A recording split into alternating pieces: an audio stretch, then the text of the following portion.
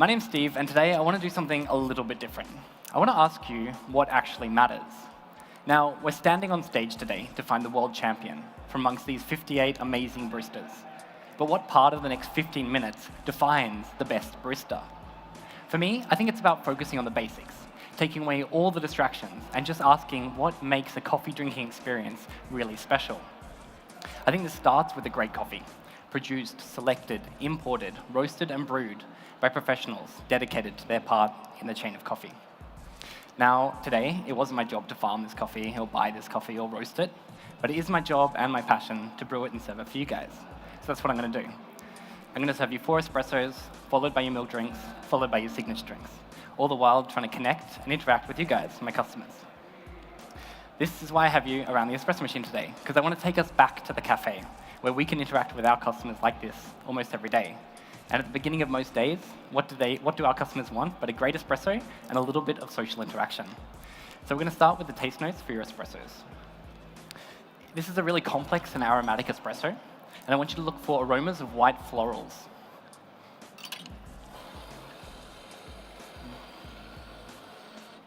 Then in the cup, I want you to look for citrus, like a sweet grapefruit, a hint of bergamot, and dark sugared fruits, like a dark maraschino cherry, like a high-quality maraschino cherry.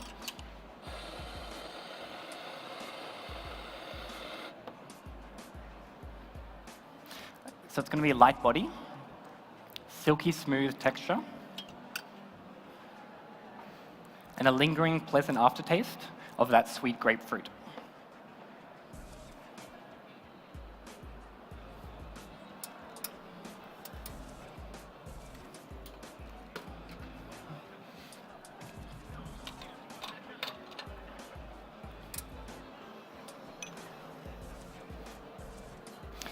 So, while I have this here around the machine, I want to introduce you to some ingredients that I'm going to come back to in the signature drink a little bit later. Take this, smell it, and pass it around. This is citron verbena, lemon verbena. It's from South America, quite common in Sweden, and has these really fragrant citrus notes, lemon, mandarin, that type of thing. Then I want you to take this one, same again. This is a black pepper from Nepal called kumyo pepper. Again, citrus tones, really fragrant. This time, a little bit more of the dark citrus, grapefruit, orange. Now I'm going to come back to all of that a little bit later. First, I'm just going to cool these espressos down and charge them, and I'll explain all of that later.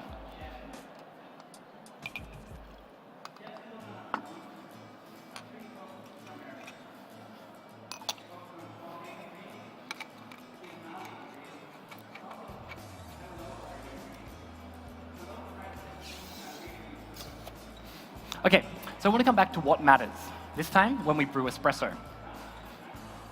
I think a barista should be able to make an amazing espresso with just coffee, a grinder, a tamper, and an espresso machine.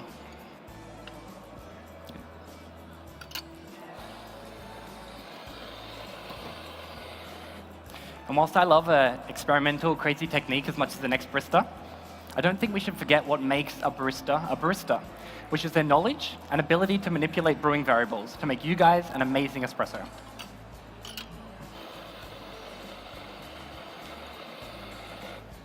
So today, I'm pulling the shots at 20 grams in, 45 grams out, in around 40 seconds.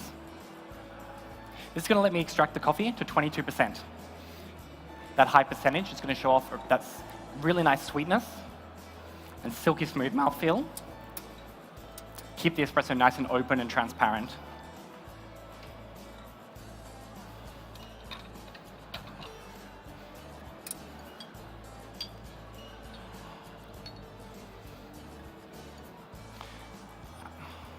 Just going to reshot this one quickly.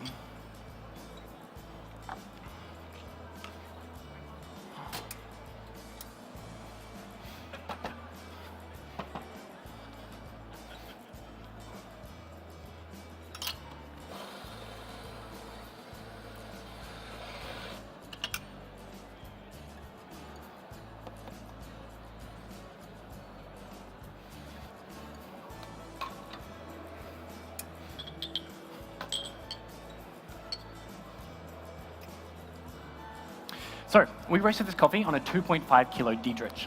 And our goal was to develop it enough so that I could extract it to this ratio, to this percentage, without developing any roasty notes that would lay it across this amazing, elegant, transparent coffee.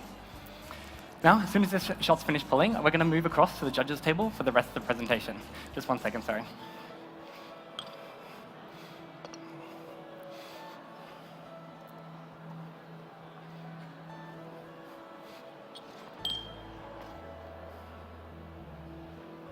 All right, so if you follow me over here, take you over.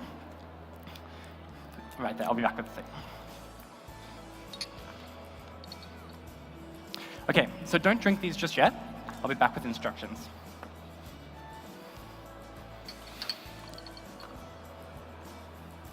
There we go.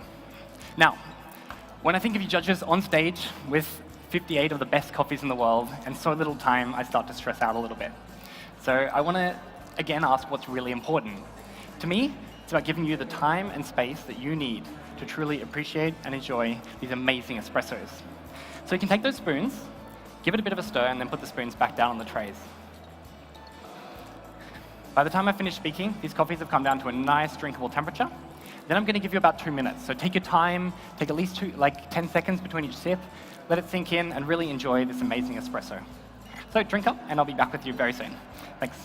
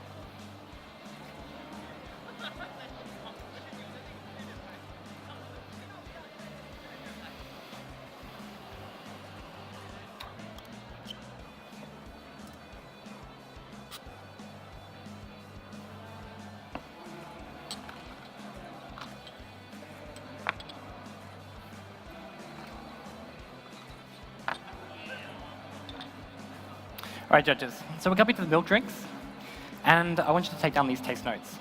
It's going to be silky smooth, really sweet, with this beautiful flavor of pistachio nut ice cream.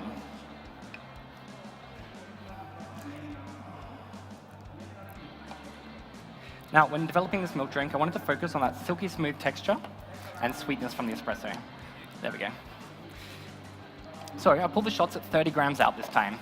It's going to focus those nice fruity citrus tones in the espresso, and combined with 60 grams of a 1.5% milk. This is not going to overwhelm a delicate espresso with a nice heavy milk, but instead combine to make this really nice, silky, smooth, sweet pistachio ice cream flavor. Now, you may have noticed we're about 9 minutes through this presentation, and I haven't even told you where this coffee comes from. Well, I could have begun today by telling you that this is the most amazing, naturally processed Ethiopian geisha that I've ever had a chance to taste. And that would be true. There we go. But I wanted to give you a little bit of a different experience today. One that focused on the inherent quality in these drinks without overlaying any preconceptions about what this coffee could or should taste like.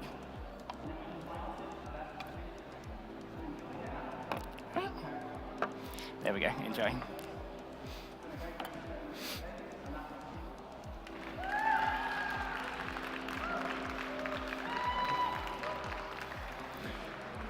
So today, I want to focus on something else.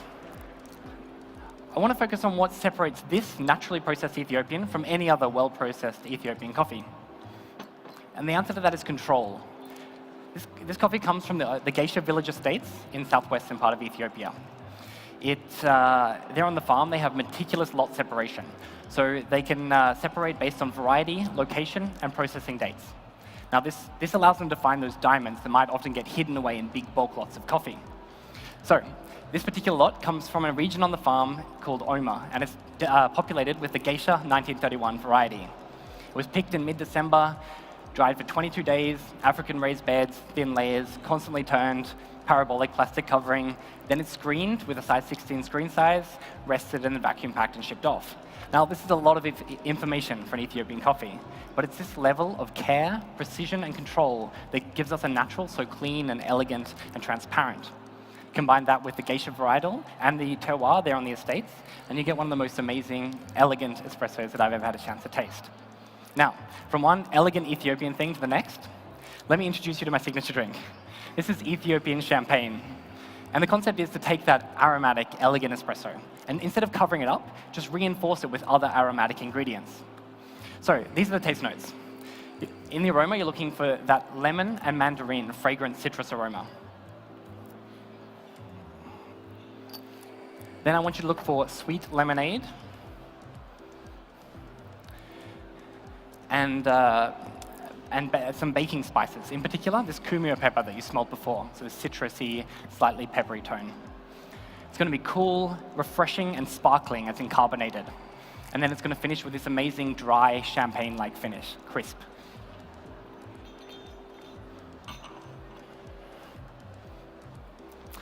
Now, what is in it? So it's 4 espressos, and then we add in 15 grams of a kumio pepper syrup.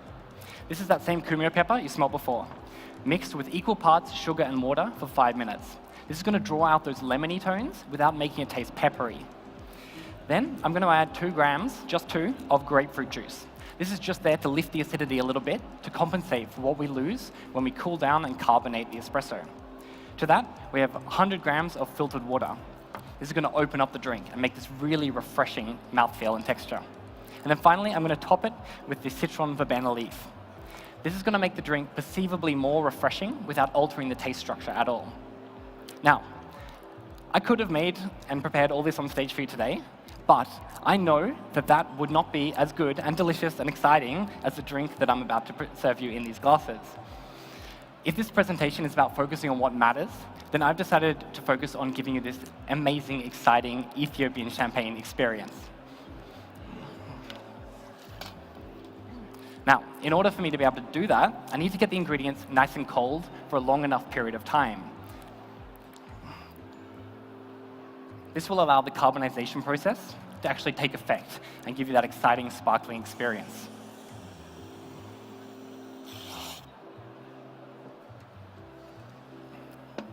So that's why you saw me cool down the espressos and charge them in the beginning of the presentation. This gives them about 10 minutes to properly cool down and carbonate and infuse, while it gives me time to focus on you guys.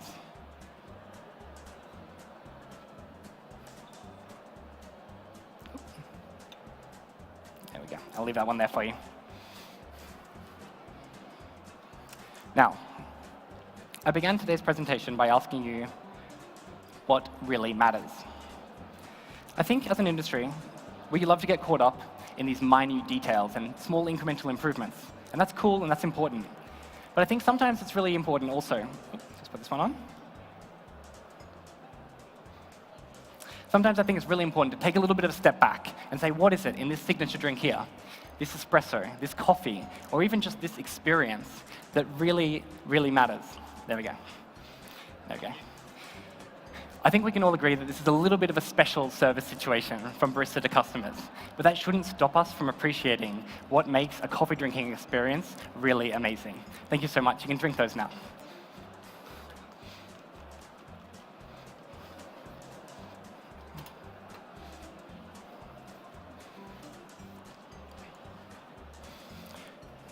Thank you guys so much for your time.